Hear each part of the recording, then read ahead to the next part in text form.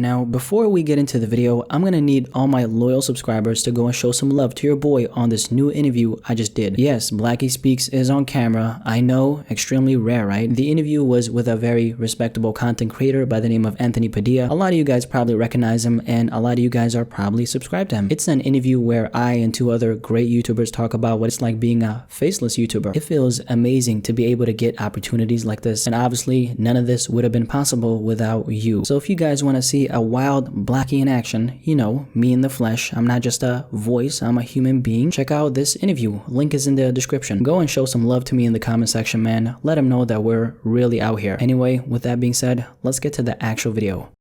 Now, what do you call a rapper who snitches on himself and ends up behind bars because of it? The answer to that question is very simple. You don't call them anything because they don't have any cell phones behind bars. I've talked about rappers snitching on themselves a couple times. The last time I did was when I talked about that rapper who went by the name of T-Word. That was in January of this year. You might remember that video, but T-Word pretty much snitched on himself and got himself a 180-year prison sentence. This is of course one of the most extreme cases we've ever seen when it comes to rappers telling on themselves, but the fact that this happened tells me that it's possible, which is kind of crazy. Now, let's talk about 50 Cent for a second, because he posted something on his Instagram the other day that kind of serves as a warning to rappers. It was a really short and to the point caption. Here it is. As you can see in this caption right here, he's quoting one of his older records from Get Rich or Die Trying. The song is called Heat, and he talks about how he doesn't care about whether or not the law tries to use his raps as evidence against him, because he does say a couple things on that record that could be classified as self-snitching. This Instagram post was 50 kind of looking out for other rappers, because let's not forget, at this point 50 Cent is an OG in the game. A lot of rappers look up to him, especially the ones who talk about the gang life. So 50 Cent obviously has a lot of perspective to offer regarding this, and his way of helping these rappers is just by giving them a heads up. I want to check out this article right here that 50 screenshotted in his post though, and yeah.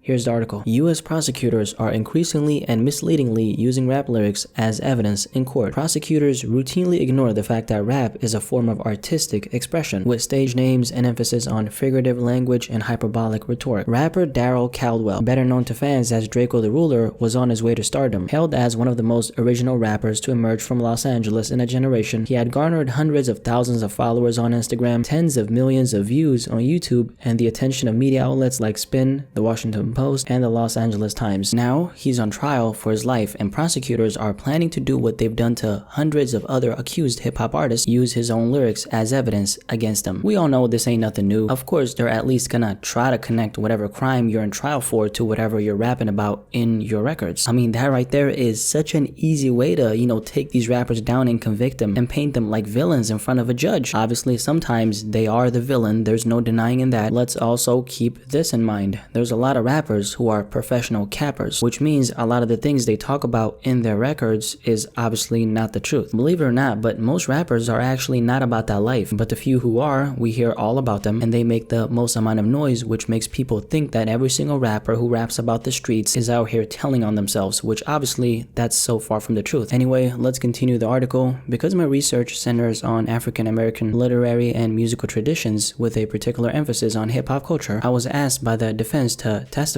as an expert witness in Drakeo's first trial. So this is actually pretty dope. The author of this article, whose name is, let me see, Eric Nielsen, is serving as an expert witness in one of these trials where the prosecutors are attempting at using rap lyrics as a way to prosecute Drakeo the Ruler. Drakeo actually got acquitted of murder back in 2019, so unlike TK, he beat the case, but now prosecutors are once again retrying him for criminal gang conspiracy, and if he's convicted of this, he'll face life behind bars. Now, the author of the article continues and says this: as an expert witness, my job is to correct the prosecutors' characterizations of rap music. They routinely ignore the fact that rap is a form of artistic expression, with stage names and emphasis on figurative language and hyperbolic rhetoric, and instead present rap as autobiographical. So from what I can tell, these prosecutors are purposely taking everything these rappers say literally, just so they can have a chance at maybe using the lyrics as a valid judgment of their character. Meaning, you're sitting in court in front of a judge, and the prosecutors, as an example, example, start playing all your records where you talk about the streets. So now your music is only gonna hurt your case in court because the prosecutors are using it as ammo against you. I think it becomes an issue when they start looking at this from a black and white lens and they don't pay attention to the fact that a lot of these rappers do in fact lie in their raps. These prosecutors and judges have no kind of understanding of rap though. So if you're sitting there as this rapper in court who's facing something like a murder charge, and by the way, just because you're sitting there facing a murder charge doesn't necessarily mean that you've done it. Keep that in mind. You've talked about keeping the Glock 40 tucked in the waist. You've talked about casually doing drive-bys on all the ops. So imagine this, man. You're sitting there as this 20-year-old young rapper. You've definitely,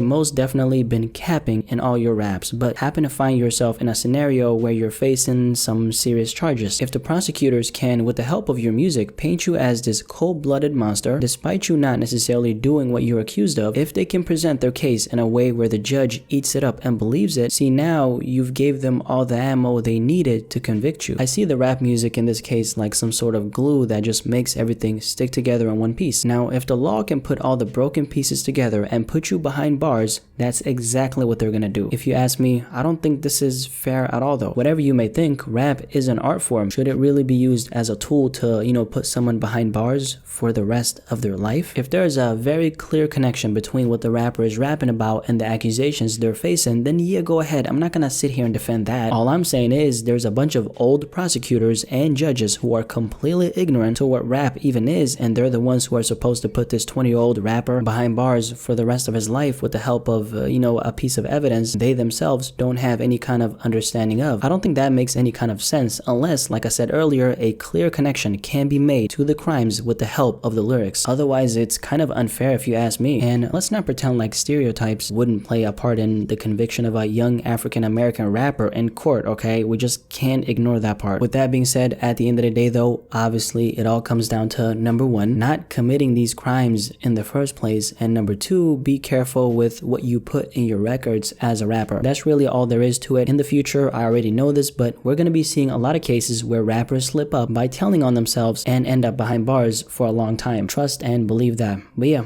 that's all I have to say about this. What are your general thoughts regarding this entire topic? Way more rappers will go to prison because of their lyrics, and prosecutors are more than willing to use these rappers' lyrics against them to try to convict them. What do you think about this? Definitely let me know in the comment section below and let's have a discussion about this.